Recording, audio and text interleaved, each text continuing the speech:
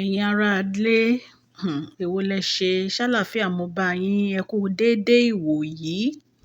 Bàbá wa Ọọ̀ni of Ifẹ̀, Ọba Adéyẹyè Ògúnwùsì, mo wólẹ̀ forí adé o, wọ́n ti lọ, wọ́n ti dé. Wọ́n ti lọ sí inú ìyẹ̀wù èyí tí a ní wọ́n máa wà fún ọjọ́ méje, wọ́n jáde lánàá. Wọ́n rọ̀jò àdúrà lé gbogbo Nàìjíríà lórí. Àdúrà yẹn mo ti post ẹ̀ o, ṣùgbọ́n mo fẹ́ sọ̀rọ̀ nípa àdúrà tí kábíyèsí gbà. Àdúrà tí kábíyèsí gbà ni mo fẹ́ sọ̀rọ̀ nípa. Bọ́ kí n tó play àdúrà yìí, gbogbo ẹ̀yin ará ilé, mo fẹ́ dúpẹ́ lọ́wọ́ yín fún àdúrótì yín lórí channel mi. Ọlọ́run Elédùmarè á ràn wá lọ́wọ́.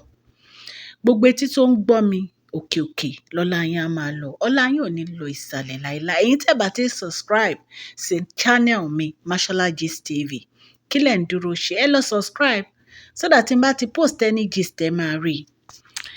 Mo máa ń sọ̀rọ̀ nípa Nigerian gist and royal gist, ẹ̀yin ará ilé. Mo dẹ̀ máa ń sọ Yorùbá lórí channel mi. Ìgbà míì mo máa ń sọ òyìnbó. Mo dúpẹ́ lọ́wọ́ yín o. Ẹ share, ẹ like, ẹ subscribe.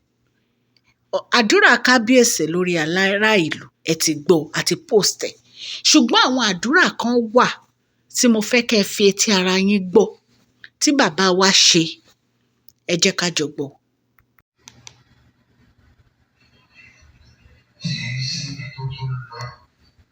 Ṣùgbọ́n ayé tó lọ ayọ̀ ìdùnnú ló máa fi pàdé ẹ̀.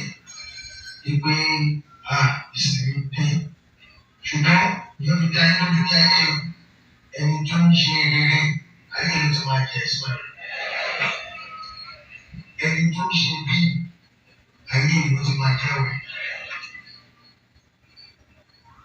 Àwọn kan ṣe bí títí wọ́n rò pé àwáyé máa lọ wá. Àwọn lèmi wọ́n máa ń rí gàdàgàdà káàkiri tí wọ́n fẹ́ yín fún mi. Wọ́n ní ìsinmi láyé. Yorùbá ẹ̀. Mo ti tún sọ, ayé kan wà nínú ayé tí a wà yìí lọ. Ẹni tó wà lẹ́gbẹ̀ẹ́ Yorùbá ẹ̀. Yorùbá ẹ̀ nínú ayé tá a wà yìí. Torí pé kò sí kọ́ńjì tó iná. Orí ẹni ló kó mi yọ. Torí ẹ̀ náà, ní gbogbo ọ̀nà láyé tó wà, orí a máa pẹ́ yọ.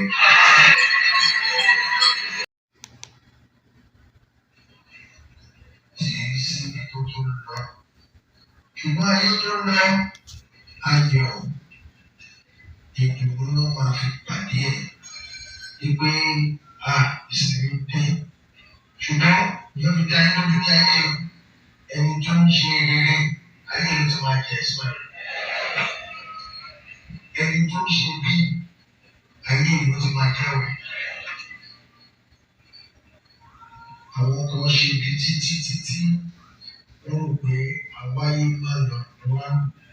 Àwọn lèmi wọ́n máa ń rí gàdàgàdà káàkiri tí wọ́n fẹ́ yín fún mi. Wọ́n ní ìsinmi láyé. Yorùbá ẹ̀.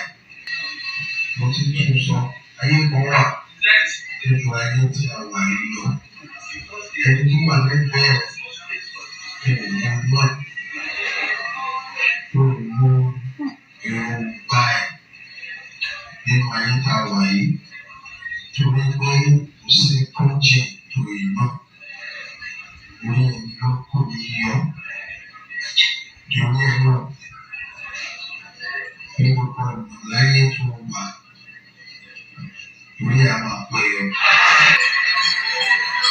Kábíyèsí ní ẹni tó jókòó sẹ́gbẹ̀ẹ́ ò mọnú ẹ̀. Ẹ̀yin èèyàn wa, orí wa máa kó wa yọ o. Ọ̀rọ̀ rèé, ẹ jẹ́ ká ro ọ̀rọ̀ yẹn dáadáa. Ọgbọ́n lèyí kọ́ wa o, ẹ̀yin ará ilé. Nǹkan tí mo fi padà wá ṣe fídíò lórí ọ̀rọ̀ yìí nìyí. Ẹlòmíì lè jókòó sẹ́gbẹ̀ẹ́ báyìí kẹjọ máa jẹun, kẹ́ẹ̀dẹ̀ máa mọnú ẹ̀. Kó dẹ̀ máa tafà nínú òkùnkùn sínú ìmọ́lẹ̀. Ẹ wo bí wọ́n ṣe pa Mohbad ọmọ 27 years old. Ṣé báwọn tán jọ ń jẹ tọ́jọ́ ń mu náà ṣekú pọmọ ọlọ́mọ. Mi ò léèyàn kan ló pa o, ṣùgbọ́n Ọlọ́run á fojú aṣebi hàn. Gbogbo àwọn tó súnmọ́ yàn, àwọn ló ń ṣèyàn. Yorùbá ti sọ̀rọ̀ tán. Ó ní ẹni ìkúnlé lọ́tà wà, inú ilé ẹni la ṣe ní ń gbé. Ẹni tí ò bá súnmọ́ yàn kò lè pààyàn. Ẹni tó bá mọ̀yàn ló ń ṣekú pààyàn. Ẹ̀yin èèyàn lé, ẹ jẹ́ ká fèyí kọ́gbọ́n. Ẹ jẹ́ ká fi kọ́gbọ́n, ká dẹ̀ ṣọ́ra. Ká ṣọ́ra fún ẹni tó súnmọ́ wa gangan bí iṣan ọrùn wa. Ẹ jẹ́ ká ṣọ́ra fún wọn, torí àwọn gangan lọ̀tá wa. Ọ̀rọ̀ rẹ o, mo kí gbogbo yín o, gbogbo etí tó ń gbọ́ mi. Ayọ̀ àtàlàáfíà lẹ fi máa ṣe wíkẹ̀ndì yìí. Ọwọ́ yín kò ní kàn sàlẹ̀ àpò. Òkè òkè lọ́lá yín á máa lọ. Please share this video, like and subscribe. God bless you all.